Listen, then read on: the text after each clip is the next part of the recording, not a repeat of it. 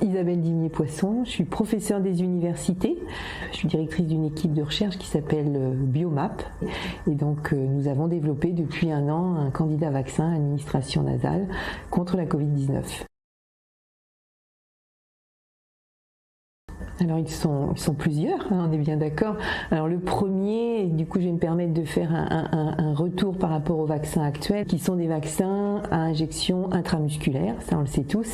Ces vaccins aujourd'hui, on le sait, sont protecteurs, extrêmement protecteurs vis-à-vis des formes graves, vis-à-vis des formes modérées de la Covid-19, ça c'est un fait. Par contre, de par leur mécanisme d'action, ce sont des vaccins qui n'auront que peu d'efficacité sur la contagiosité.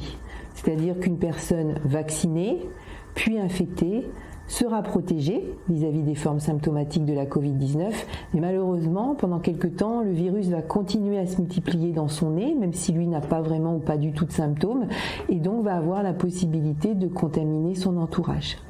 Le vaccin par voie nasale, une de ses plus-values, c'est le fait d'induire une réponse immunitaire, ce qu'on appelle générale, circulante, et puis également une réponse immunitaire au niveau des fosses nasales. Ce qui va entraîner que ce vaccin va protéger vis-à-vis de ces formes symptomatiques de la Covid-19, mais en plus va participer à l'arrêt de la contagiosité parce que le virus sera directement en contact avec les réponses immunitaires qui sont sollicitées au niveau des cavités nasales via la vaccination, et donc on aura un virus qui sera très rapidement arrêté. Les conséquences de ce vaccin, c'est de se dire qu'on pourra éventuellement imaginer un retour à une vie pré-pandémique, où les gestes barrières, le port du masque ne seront plus une conséquence, et je pense que c'est ce que nous souhaitons tous aujourd'hui. Ce vaccin, déjà dans un premier temps, c'est un vaccin à base de protéines.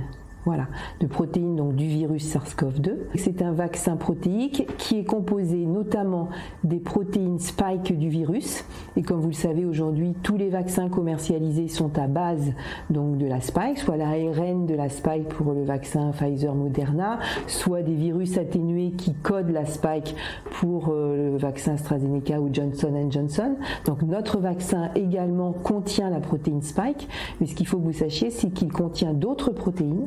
Ce sont des protéines que nous avons choisi depuis 1 an d'associer à la protéine spike. Pourquoi ?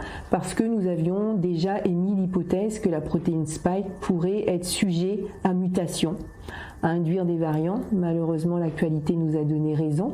On a quand même mis cette protéine spike parce qu'elle est très immunogène, elle induit notamment des anticorps neutralisants qui sont très forts, mais on a également associé des protéines qui ne sont pas soumises à mutation.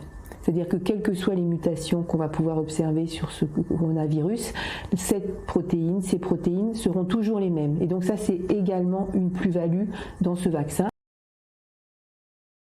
Lorsque l'on administre des molécules par voie nasale, elles vont être confrontées à des barrières physiologiques, qui sont par exemple le mucus, qui sont par exemple les cils vibratiles. Et ça, effectivement, ce sont 2 barrières qu'il va falloir essayer de rompre pour pouvoir aller au contact des cellules immunitaires. Et ça, c'est la collaboration avec la biotech Vaccinano à Lille, qui est dirigée par le professeur Didier Belbédère, qui a conçu des nanoparticules qui sont biodégradables, bioéliminables, à base d'amidon de maïs, de lipides. Donc ce sont vraiment des nanoparticules extrêmement safe. Ça va permettre à nos protéines vaccinales de pouvoir rentrer plus facilement dans les cellules immunitaires et d'ensuite, bien sûr, d'enclencher la réponse immunitaire protectrice.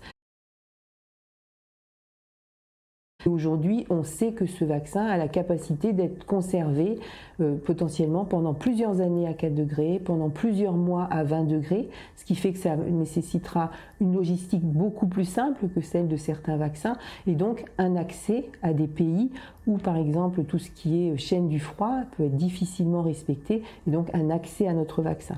On espère également l'ouvrir peut-être à des populations comme les enfants de moins de 12 ans, peut-être certaines personnes qui sont plus réfractaires à des injections. Quand on conçoit un vaccin, il y a dans un premier temps une étape qui s'appelle l'étape de validation préclinique, qui va se faire sur des modèles animaux. Nous, on a fait cette première étape. Oui, notre vaccin est immunogène.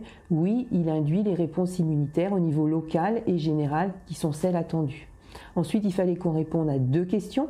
est-ce que notre vaccin protège vis-à-vis des formes graves de la Covid-19? Ça, c'était le premier point, donc ça a été validé en modèle préclinique. Et puis le deuxième challenge, bien sûr, c'était on protège contre les formes graves, mais est-ce qu'il a cette plus-value de contagiosité? Et ça a été validé en modèle hamster.